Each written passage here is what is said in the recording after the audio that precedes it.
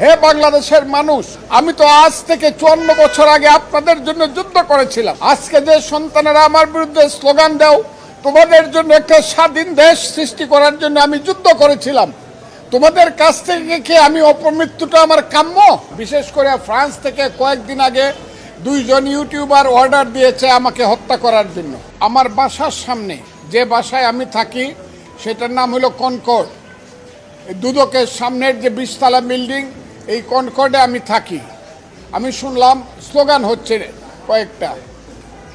আমি দেখলাম উপর থেকে 7 থেকে 8 জন ছেলে মেয়ে স্লোগান দিচ্ছে, খুব বিশ্রী স্লোগান, ফজলুকে হত্যা করো, ফজলুর রহমানকে গ্রেপ্তার করো, ইত্যাদি ইত্যাদি। স্লোগানেরও ভাষা মানে এমন কোনো অনা আর কি।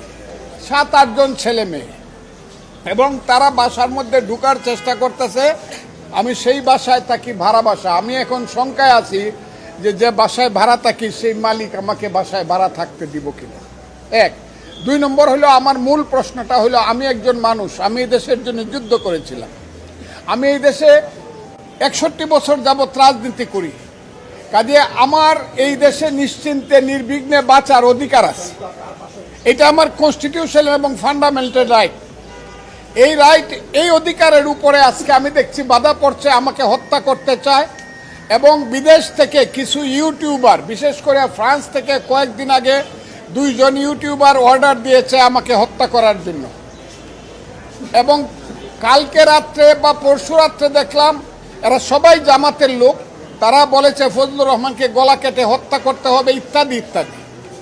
সেইগুলা তারা দূর থেকে বলছে, কিন্তু ছেলেরা একদম আমার বাসা পর্যন্ত গিয়ে যেভাবে স্লোগান দিচ্ছে, এতে করে আমি আশঙ্কা প্রকাশ করছি। শুধু আমার জীবনে আমি মৃত্যু ভয় পাই না, কিন্তু আমি মনে করি অপমৃত্যু তো আমার প্রাপ্য না। এই দেশটার জন্য আমি যুদ্ধ করেছি, কাজে আমার এই দেশে বাঁচার অধিকার আছে।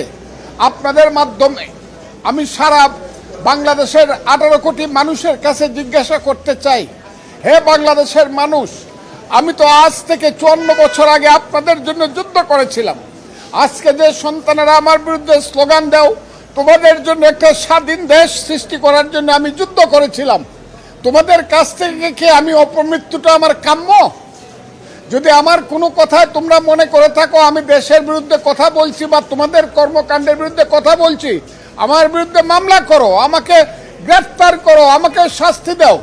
কিন্তু আমাকে হত্যা করার জন্য আমার বাসা পর্যন্ত মব সৃষ্টি করে গিয়া, যেটা গত 1 বছর যাবৎ বাংলাদেশের সবচেয়ে, এই পৃথিবীতে এবং বাংলাদেশের সবচেয়ে একটা কুখ্যাত নাম মব, সেই মব জাস্টিস আমার উপরে কি চলতে পারে কিনা এবং চলবে কিনা, আমি প্রথমে বাংলাদেশের মানুষের কাছে জিজ্ঞাসা